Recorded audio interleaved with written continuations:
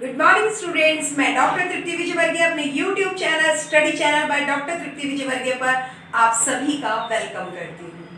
कल मैंने आपको बताया था स्ट्रेटेजी क्या होती है, उसी के बाद अब आगे बढ़ते हैं स्ट्रेटेजिक मैनेजमेंट क्या होता है, क्योंकि ये एक सब्जेक्ट है और इसके लिए एक थॉरो नॉलेज होना बहुत ज़रूरी है। तो आज आपको मैं बताने वाली हूँ इंट्रोडक्टरी फॉर्म में कि स्ट्रेटेजिक मैनेजमेंट क्या होता है।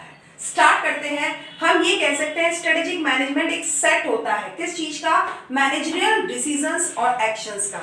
इसका मतलब ये हुआ किसी भी बिजनेस ऑर्गेनाइजेशन में जो मैनेजमेंट वाली लेयर होती है वो जो भी डिसीजंस लेती है उसको एग्जीक्यूट करने के लिए जो भी काम किए जाते हैं वो सब एक्शंस में काउंट होते हैं। तो इन दोनों के बीच में एक बहुत बेहतरीन कोऑर्डिनेशन होना बहुत रिक्वायर्ड होता है। इसीलिए कहते हैं अगर स्ट्रेटेजिक मैनेजमेंट को समझना है you have to understand about what is the managerial actions, managerial policies, managerial decision and what are the actual implementation.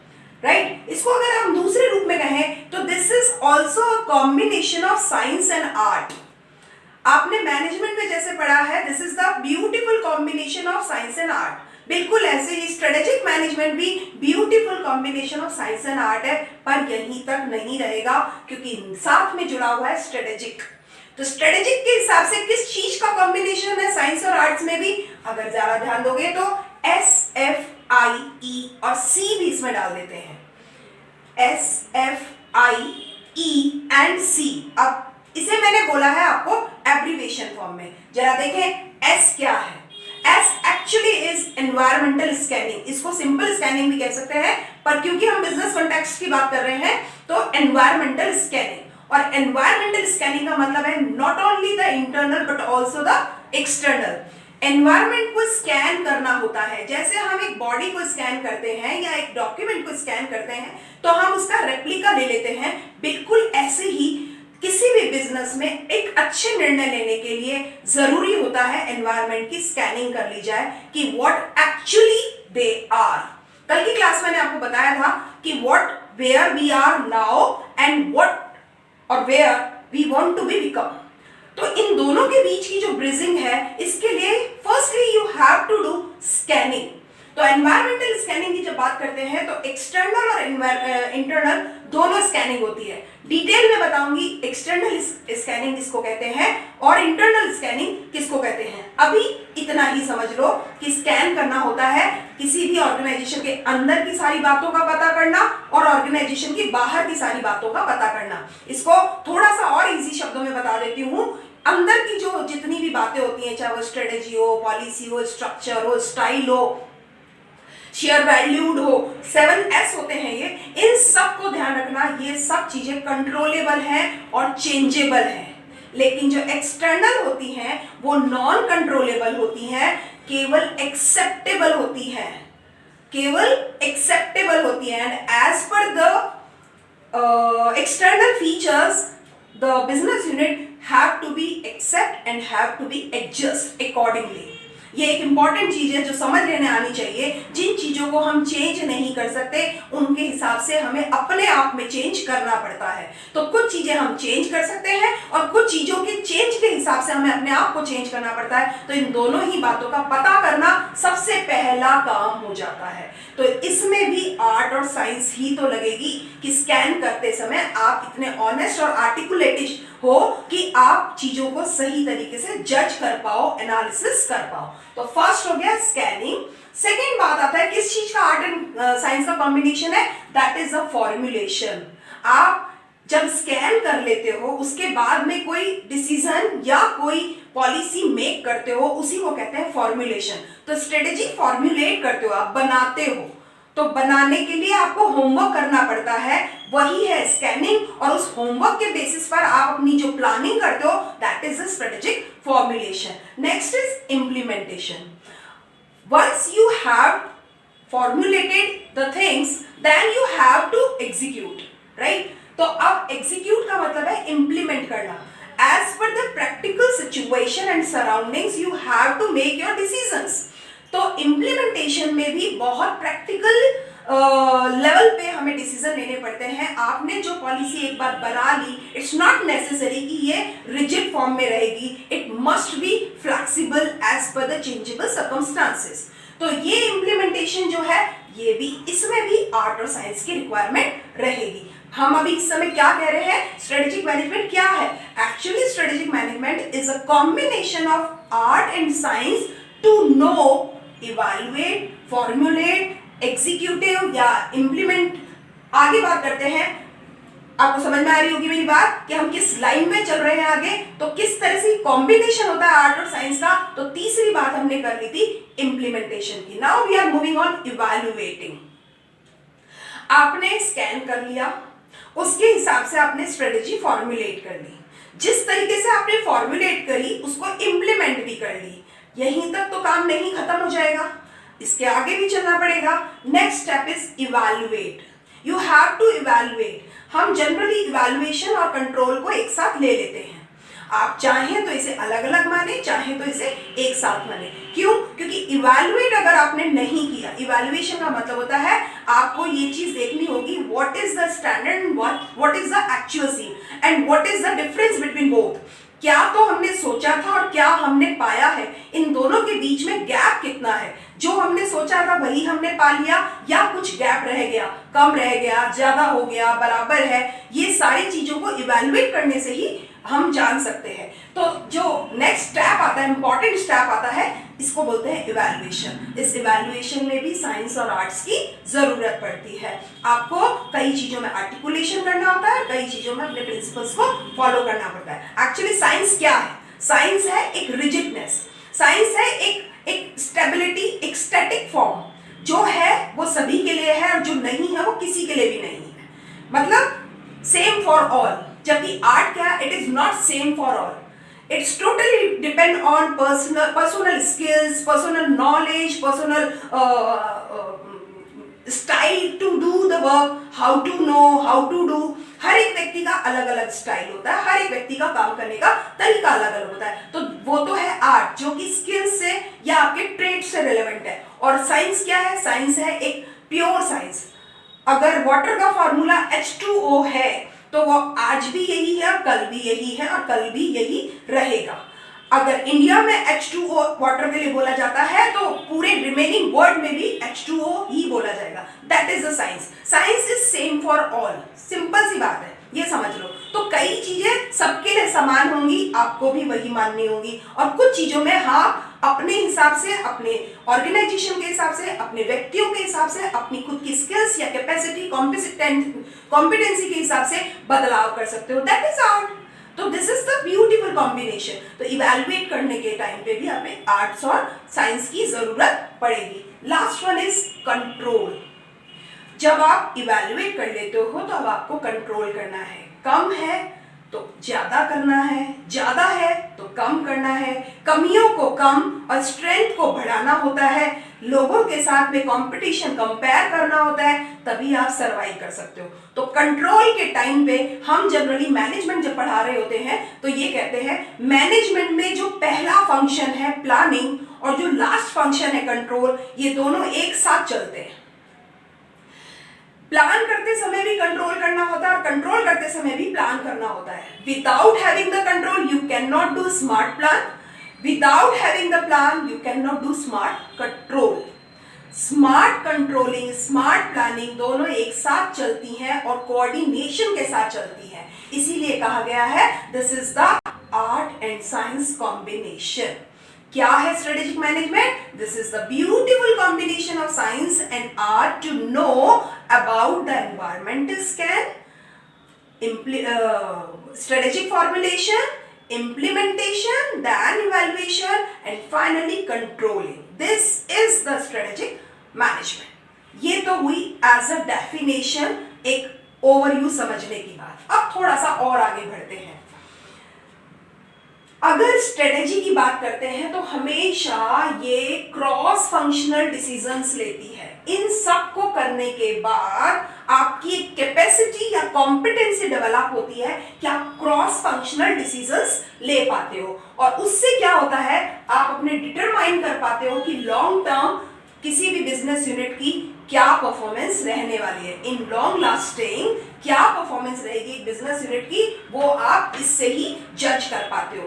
तो किसी भी अच्छी ऑर्गेनाइजेशन को अपने स्ट्रेटेजी को प्लान करना होता है ताकि वो जज कर पाए कि हम अपने बिजनेस यूनिट की परफॉर्मेंस एक लंबे समय बाद क्या चाहेंगे।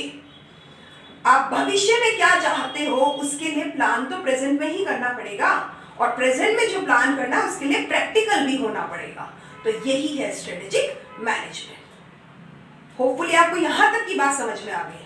अब थोड़ा और आगे बढ़ते हैं। अब हमारे पास में टॉपिक आता है की कंपोनेंट्स क्या हैं। इसको मैं अभी फिर से आऊंगी, फिर से बताऊंगी, पहले जरा यहां बढ़ो। की कंपोनेंट्स क्या है, यानी मुख्य बातें, मुख्य तत्व क्या है। कभी भी स्ट्रेटेजिक मैनेजमेंट अगर आपको पढ़ना है तो ये 6 चीजें आप ध्यान रखो। Without having all 6 there is no concept of strategic management. If you want to do study strategic management you have to learn each and every component because these are the key components. The first one is vision and mission. अगर आप strategic management पढ़ रहे हैं तो सबसे पहले जो वास्ता पड़ा है आपका वो है विजन और मिशन से। विजन क्या होता है और मिशन क्या होता है। देखो, विजन का मतलब मेरा एक क्या विजन है, मेरा एक अप्रोच क्या है, मैं क्या चाहता हूं, विजन क्या है, दृष्टि कहां है मेरी, मेरा लक्ष्य क्या है। तो विजन इज फ्यूचरिस्टिक। विजन हमेशा फ्यूचरिस्टिक होता है, लॉन्ग लास्टिंग होगा, आने वाले एक लंबे समय के बाद मैं अपने आप को कहां चाहता हूं। तो अगर विजन और मिशन की बात करते हैं तो V stands for future oriented declaration. किसी भी ऑर्गेनाइजेशन के अगर विजन पे ध्यान दोगे तो वो एक डिक्लेरेशन होता है कि आने वाले भावी समय में या भविष्य में हम अपने आप को कहां पाएंगे। मिशन क्या है, उस आने वाले समय में हम अपने आप को कहां पाएंगे, इस विजन के हिसाब से मिशन सेट होते हैं। मिशन का मतलब है आपके लक्ष्य, यानी किसी भी ऑर्गेनाइजेशन का स्टेटमेंट।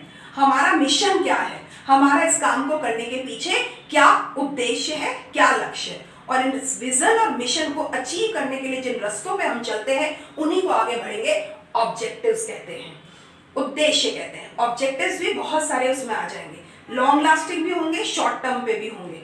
मतलब लॉन्ग टर्म ऑब्जेक्टिव्स भी होते हैं, शॉर्ट टर्म ऑब्जेक्टिव्स भी होते हैं। जस्ट इमेजिन आप अभी 10 साल के हैं और आप कहते हैं कि मैं बड़ा होकर के डॉक्टर बनना चाहता हूं।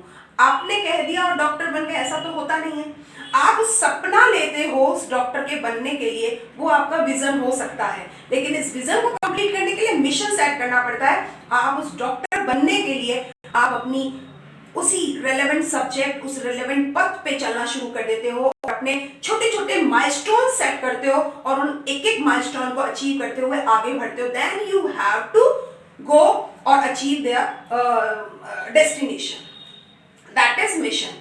तो अब ऑब्जेक्टिव्स, मिशन और विजन को पूरा करने का वो पैसेज है, एक वो रास्ता है। और इसके लिए आपको 2 तरह की चीजें सेट करनी पड़ती हैं, लॉन्ग टर्म ऑब्जेक्टिव्स और शॉर्ट टर्म ऑब्जेक्टिव्स। जो लॉन्ग टर्म ऑब्जेक्टिव्स हैं वही स्ट्रेटेजिक डिसीजंस होंगे और जो शॉर्ट टर्म ऑब्जेक्टिव्स होंगे वो टैक्टिकल्स होंगे। टैक्टिकल्स का मतलब छोटी छोटी सी प्लानिंग। छोटी छोटी सी प्लानिंग का मतलब है अगर आप डॉक्टर बनना चाहते हैं तो 9th, 10th, 11th इन सब के एक एक स्टेप पे जो पेपर्स हैं उनके एग्जाम्स को क्लियर करना, अच्छे मार्क्स से आगे बढ़ना, फिर एक पूरी क्लास को अचीव करना, फिर एक नेक्स्ट क्लास में आकर के एक एक एग्जाम को क्लियर करना अच्छे नंबरों के साथ। ये छोटी छोटी टैक्टिक्स है और उस एक एग्जाम के एक पेपर को क्लियर करने के लिए आप अपनी एक छोटी छोटी सी प्लानिंग करते हो। सब्जेक्ट को बाइफरकेट करते हो, डिवीजन ऑफ वर्क पढ़ा है ना, छोटे छोटे हिस्सों में बांटते हो, फिर आप स्पेशलाइजेशन ढूंढते हो, फिर किसी की एक्सपर्टाइज लेनी होती है, बोरो करनी होती है, किसी से हेल्प लेनी होती है, तो वो सब करते हो। तो इसका मतलब आप छोटी छोटी सी प्लानिंग कर रहे हो। उस समय आप डॉक्टर नहीं बन रहे हो, डॉक्टर बनने के रास्ते के उस माइलस्टोन को अचीव कर रहे हो, वो है आपकी टैक्टिक्स। समझ में आया? छोटी छोटी प्लानिंग को टैक्टिक्स कहते हैं। तो ये टैक्टिकल वर्क होता है। जो शॉर्ट टर्म ऑब्जेक्टिव्स होते हैं वो टैक्टिकल ऑब्जेक्टिव्स होते हैं, जो लॉन्ग टर्म ऑब्जेक्टिव्स होते हैं वो स्ट्रेटेजिक ऑब्जेक्टिव्स होते हैं। Is it okay? आगे बढ़ रहे हैं। एनवायरमेंटल स्कैनिंग, तीसरी बात हम बात कर रहे हैं। जब हमने विजन और मिशन की बात कर ली कंपोनेंट में, जब हमने अपने ऑब्जेक्टिव्स की बात कर ली, now we are moving on कि हमारा एनवायरमेंटल स्कैनिंग भी करना होगा। अब इसकी कंपोनेंट है। अब मैं वापस लेके चलती हूँ एनवायरमेंटल स्कैनिंग में। यहां क्या आपने SWOT पढ़ा है? SWOT, SWOT। S stands for strength, W stands for weakness, O denotes opportunity and T denotes threat. फिर से बोलती हूँ, ये है स्ट्रेंथ यानी ताकत, ये है वीकनेस यानी कि कमजोरी, ये है अपॉर्चुनिटी यानी अवसर या मौके, और थ्रेट जिनसे हमें डर होता है, डर। ठीक है, इट्स नॉट धमकी, इट्स डर, फियर। किन किन चीजों से हमें डर होगा। तो यहाँ पे एक बात देखिएगा, एस और डब्ल्यू ये दोनों ऑर्गेनाइजेशन के अंदर होते हैं। किसी भी ऑर्गेनाइजेशन की क्या तो स्ट्रेंथ है और क्या वीकनेस है, ये दोनों ऑर्गेनाइजेशन के इंटरनल एनवायरमेंटल स्कैनिंग में आते हैं। और अपॉर्चुनिटी और थ्रेट्स होते हैं किसी भी ऑर्गेनाइजेशन से बाहर, रिमेनिंग ऑफ द वर्ल्ड, उससे रिलेवेंट होते हैं। अपॉर्चुनिटी मौके होते हैं जो कि पॉजिटिव होते हैं, थ्रेट डर या किसी से फियर होता है वो नेगेटिव होता है। ऐसे ही स्ट्रेंथ पॉजिटिव होता है, वीकनेस नेगेटिव होता है। ये एनवायरमेंट एक्सटर्नल एनवायरमेंट में काउंट होते हैं, ये इंटरनल एनवायरमेंट में काउंट होते हैं। जब हम एनवायरमेंटल स्कैनिंग कर रहे होते हैं तो हमें दोनों ही एनवायरमेंट को स्टडी करना होता है, not only the internal but also the external, not only the positive but also the negativity या माइनस बातों को भी, नेगेटिव बातों को भी हमें स्टडी करना होता है, तभी तो हम अपनी एक्चुअल पोजीशन को स्कैन कर पाएंगे भाई, वेयर वी आर, राइट। तो यहाँ ये जो एनवायरमेंटल स्कैनिंग है ये स्वॉट का एनालिसिस करवाती है। इससे हमें हेल्प मिलती है, help to understand competitive landscape and dynamics of market. Competitive landscape का मतलब है आज हमारी कॉम्पिटेंसी क्या है। जब आप इसके दोनों प्लस को देख लेंगे, स्ट्रेंथ और अपॉर्चुनिटी को देखेंगे, तो आपको मोटिवेशन मिलता है। वीकनेस और थ्रेट की तरफ जब जाते हैं तो आपको कुछ करेक्टिव एक्शंस या रिफॉर्म करने होते हैं। आप में अगर कोई कमी होती है और आप आगे बढ़ना चाहते हो तो उस कमी को साथ लेके नहीं आगे बढ़ना होता है, उस कमी को मिनिमाइज करते हुए, कंट्रोल करते हुए, उसको ओवरकम करते हुए हमें आगे बढ़ना होता है। तो firstly you have to find out और identify the negativeness of not only the internal environment as well as the external environment. समझ में आ रही है मेरी बात? तो इस स्कैनिंग से फायदा क्या हुआ, हमें मार्केट के डायनामिज्म के हिसाब से और हमारे खुद के कॉम्पिटिटिव लैंडस्केप के हिसाब से कंपेयर करने का एक अच्छा प्लेटफॉर्म मिलता है। Without having the scanning you can not make a good strategy. This is very very very much required, right. तो स्कैनिंग समझ में आ रहा है, ये की कंपोनेंट है। आगे बढ़ रहे हैं, स्ट्रेटेजिक फॉर्मुलेशन। जब आप स्कैन कर लेते हो, ये पता लगा लेते हो प्रेजेंटली वेयर वी आर, उसके हिसाब से आप अपनी पॉलिसी मेकिंग करते हो, फॉर्म्युलेट करते हो स्ट्रेटेजी को। और जब आप फॉर्म्युलेट करते हो तो तीन तरह की स्ट्रेटेजी बना सकते हो आप, कॉर्पोरेट स्ट्रेटेजी, बिजनेस स्ट्रेटेजी और फंक्शनल स्ट्रेटेजी। ध्यान से सुनना, जब आप स्ट्रेटेजी फॉर्मुलेट करते हो स्कैनिंग के बाद में तो आप तीन तरह की स्ट्रेटेजी बना सकते हो। एक कॉर्पोरेट स्ट्रेटेजी होती है, एक बिजनेस स्ट्रेटेजी होती है और एक फंक्शनल स्ट्रेटेजी होती है। जैसा कि नाम से ही पता चल रहा है, कॉर्पोरेट स्ट्रेटेजी का मतलब है उस पूरे बिजनेस का ओवरऑल स्ट्रेटेजी। ठीक है, किसी कंपनी की स्ट्रेटेजी क्या है, उस पूरी कंपनी के हर प्रोडक्ट के ऊपर जो एप्लीकेबल होती है, that is the corporate strategy. अगर हम बिजनेस स्ट्रेटेजी की बात करेंगे तो वो कहता है किसी पर्टिकुलर मार्केट के बारे में आप बात कर रहे हो सकते हो। आपका लोकल मार्केट है, लोकल मार्केट में भी किस पर्टिकुलर मार्केट की बात कर रहे हो, तो उसके लिए अगर आप स्ट्रेटेजी बना रहे हो कि अपने प्रोडक्ट की पोजीशनिंग क्या होगी, उसका मार्केट सेगमेंटेशन क्या होगा, व्हाटएवर, तो उसके लिए आप एक बिजनेस स्ट्रेटेजी बनाओगे। अगर आप एक बड़ा मार्केट कैप्चर करते हो तो zone wise, direction wise, south zone के लिए, नॉर्थ जोन के लिए, ईस्ट और वेस्ट जोन के लिए, अगर आप इंटरनेशनल मार्केट को कवर कर रहे होते हो तो आप एशियन मार्केट, यूरोपियन मार्केट, समझ रहे मेरी बात? तो इस तरह से एक पर्टिकुलर मार्केट को कवर कर रहे होते हो, that is the business strategy. Next one is functional strategy.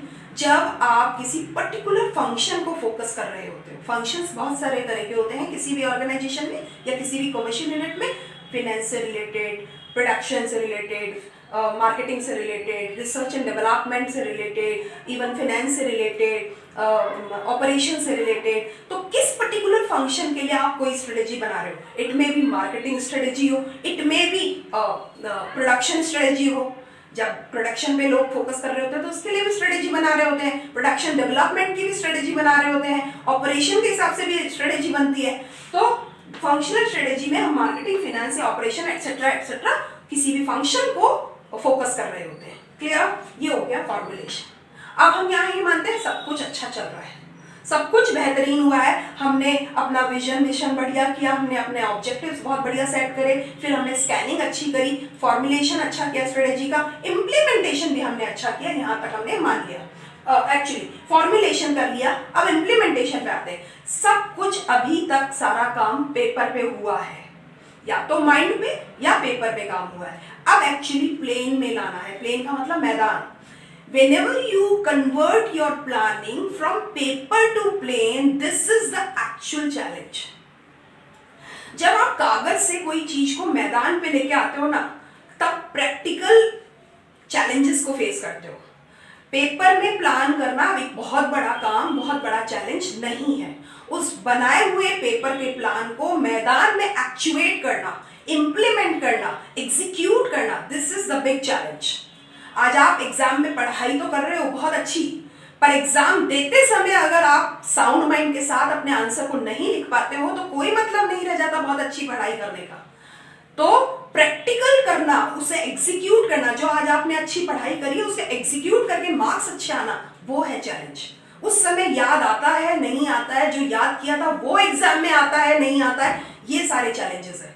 तो जरूरी नहीं है जो आपने सोचा वैसा ही काम हो जाएगा। तो इसीलिए इम्प्लीमेंटेशन अपने आप में एक बहुत बड़ा क्रूशियल डिसीजन होता है। और जब आप इम्प्लीमेंटेट करते हो किसी चीज को, जो चीज आपने फॉर्मुलेट कर ली उसको जब आप इम्प्लीमेंटेशन का मतलब होता है क्रियान्वयन, व्यवहार में लागू करना। जब आप ऐसा करते हो तो इसमें बहुत सारे काम करने पड़ते हैं। आप अपने रिसोर्स को एलोकेट करते हो, क्या क्या मेरे पास है और किस किस को क्या क्या काम दिया जाना है, तो रिसोर्स का एलोकेशन करते हो, अपनी पॉलिसी को मेक करते हो, अपने स्ट्रक्चर को और अपने ऑर्गेनाइजेशन के कल्चर को स्ट्रेटेजी के साथ में मैच करते हो। जो आपने स्ट्रेटेजी बनाई है और जो आपके ऑर्गेनाइजेशन का स्ट्रक्चर या उसका कल्चर है उसके साथ मैच करना। अगर ये मिसमैच हो जाता है तो एक अच्छी प्लानिंग भी फेल रिजल्ट्स देती है। तो इम्प्लीमेंटेशन करते समय हमें प्रैक्टिकल ग्राउंड्स पे कई चीज़ों में फ्लेक्सिबल होते हुए, बदलाव करते हुए और तब हमें एग्जीक्यूट करना होता है। ये हो गया इम्प्लीमेंटेशन की कंपोनेंट्स पढ़ा रही हूँ, अभी मैं बहुत थॉरो में नहीं जा रही हूँ। लास्ट की कंपोनेंट आ जाता है इवैल्यूएशन एंड कंट्रोल। हमने अभी ये माना, हमने इम्प्लीमेंटेशन भी बहुत अच्छा किया है। बहुत अच्छा आपके मानने से बहुत अच्छा नहीं होगा। बहुत अच्छा तब जैसे आपने पेपर बहुत अच्छा दिया पर मार्क्स अच्छे नहीं आए। इट मे बी आपने बहुत अच्छी तैयारी की थी, फॉर्मुलेशन हो गया, आपने बहुत अच्छा पेपर भी दे के आए, इम्प्लीमेंटेशन भी हो गया। इवैल्यूएट करने में पता लगेगा कि बहुत अच्छी मेहनत और बहुत अच्छे काम करने के बावजूद रिजल्ट्स कैसे आए। तो इवैल्यूएट करना बहुत जरूरी है। इवैल्यूएशन का मतलब होता है काउंट द इफेक्टिवनेस और काउंट द डेविएशंस। आपके उस काम के जो मेहनत का असर क्या आया है उसका मूल्यांकन करना। इवैल्यूएट करने का मतलब होता है मूल्यांकन करना। तो मूल्य दो आप अपने उस किए हुए काम को कि कितने अंक आए, मूल्यांकन, दैट इज इवैल्यूएशन। और जो अंक आए उस हिसाब से क्या हम बेहतरीन हैं, क्या हम कमतर हैं, क्या हम ठीक ठाक हैं, इसके हिसाब से आपको डेविएशंस क्लियर करने होते हैं, डेविएशंस काउंट करने होते हैं। क्या तो हमने सोचा था और क्या हम हुए, इन दोनों के बीच में जो विचलन आया है, डेविएशन आया है या वेरिएशन आया है, उसको ना केवल कैलकुलेट करोगे, उसके अकॉर्डिंग करेक्टिव स्टेप्स भी अप्लाई करोगे, यानी सुधार भी करोगे। ये है स्ट्रेटेजिक मैनेजमेंट के की कंपोनेंट्स। अभी मैंने केवल एक ओवरव्यू दिया है और मैं आपको एक विश्वास दिला सकती हूँ, अगर आपने ये वाली क्लास बहुत बेहतरीन ढंग से सुनी और समझी है तो आपको स्ट्रेटेजिक मैनेजमेंट से जो एक फियर है वो गारंटी देती हूँ आपका वो फियर हट जाएगा।